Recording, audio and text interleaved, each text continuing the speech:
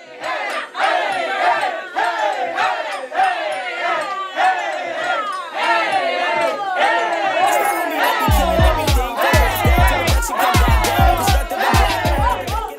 think I want to go for the title of being the king of the SoundCloud rappers. Just being the best of all the SoundCloud rappers, regardless of how bad you think SoundCloud rappers are. Hi, I'm Samad Savage, and I am a musician from Montclair, New Jersey. I believe in peace, love, and positivity, and I like to show that through my music. A lot of people ask me about the name Savage itself, because they're just like, well, what's Savage about you if you're so like about peace, love, and positivity and unity and things like that? But you know, before there was a 21 Savage, or before the whole drill era from Chicago with a lot of people calling themselves savages out there, I called myself that because I felt like I was a savage in my own way for daring to be different. It takes a lot of dedication and grind. It's easier if you don't have respect for yourself. Then you can just let anybody brand you the way that they want to. And it takes a lot of guts to do it, because although there's a lot of people who are making it, who you can tell like their personas are just there because it's lit, it's hard. It's hard. That's a hard question to answer. It's hard to make it, and there's a lot of things that hold you back, but what does it take? It really depends on who you are. You know, a lot of people enter this industry and I kind of think that you want to do it when you're younger, but they don't necessarily have a lot of work experience, so they don't approach this as a job.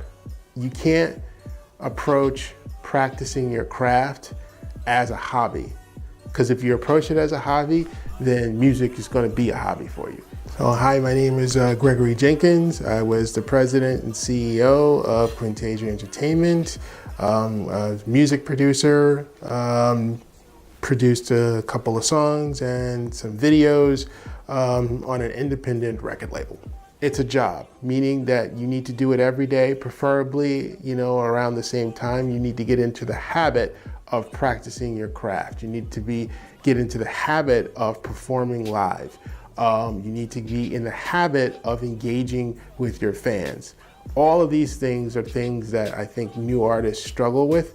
The quote unquote, the professional side of the business, they're not usually prepared to do these kind of things. They think they're gonna just make art and that's gonna be it, and it's gonna be fun.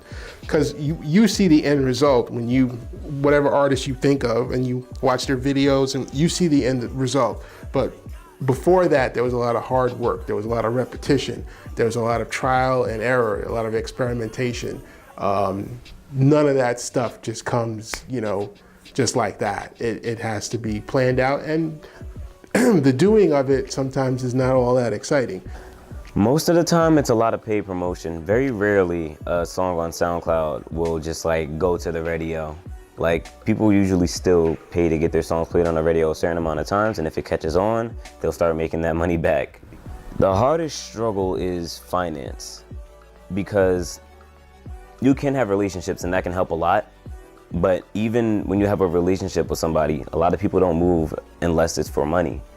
Like, I've met a lot of these famous people, and some of them like my music. I got word back that even Royce da 5'9" liked my music, and that means a lot. But like, unless I can necessarily benefit, and this is not specifically to him, but if I can't benefit somebody, why are they going to help me? And at first that was kind of making me bitter and whatnot, but then I realized, like, as I get bigger, a lot of smaller artists come to me looking for help and stuff, and I can't help them. And 9 times out of 10, like, why am I just constantly giving out? When are people going to help me out too? So, I mean, that's just the way the world is, and it sucks. I run a little in-house studio, and the quality's pretty dope, so I've been getting a lot of customers. I get money through that. I get money through doing this show called The Best of Essex, where I have artists come from all over the town to prove if they're the best, and it's really more like a networking party to me. Let's see if anybody from Brixton, let's see who in Jersey in the building actually. Yeah!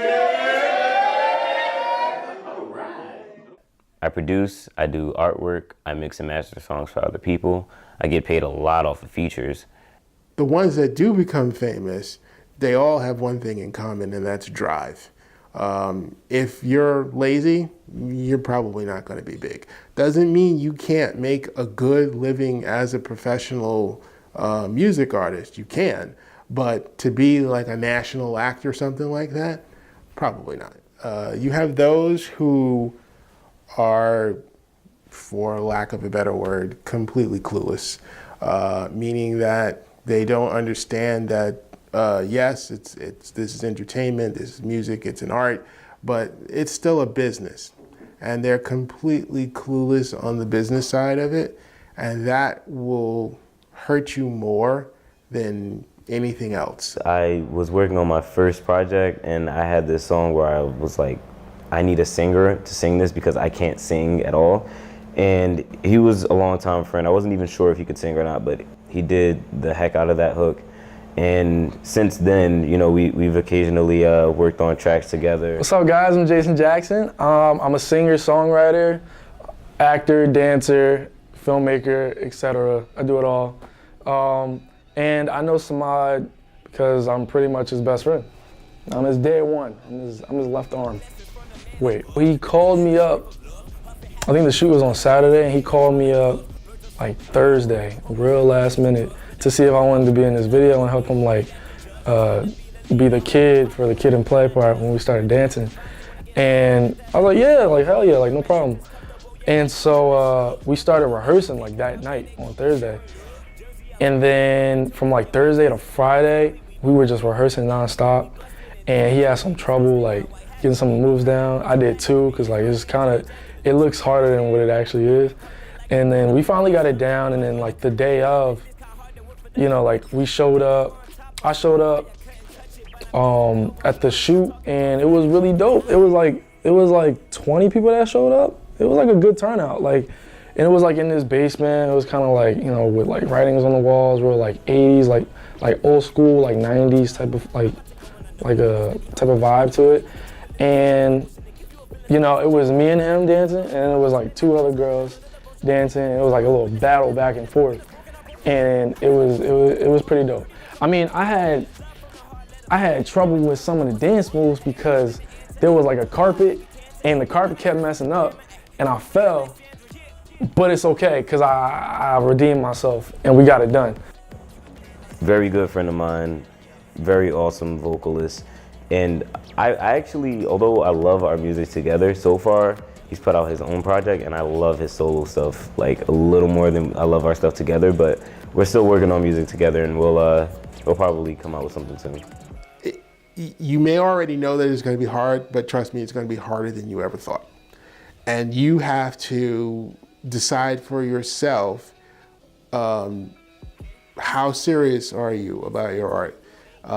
If you are dedicated to being the best possible artist you can possibly be, and if along the way that brings you money and fame, that's nice, but if the focus is the art, then you'll probably be the happiest. If you expect fame and money to bring you happiness, you are going to be yet another one of a long line of sad artists who, once they get to the pinnacle that they thought they wanted to be at, they're gonna find out that doesn't make them happy. Happiness has to come within. It's never going to be external things. That's why you make your art. It's something within inside of you that causes you to want to make that art. Celebrate that, embrace that, do that.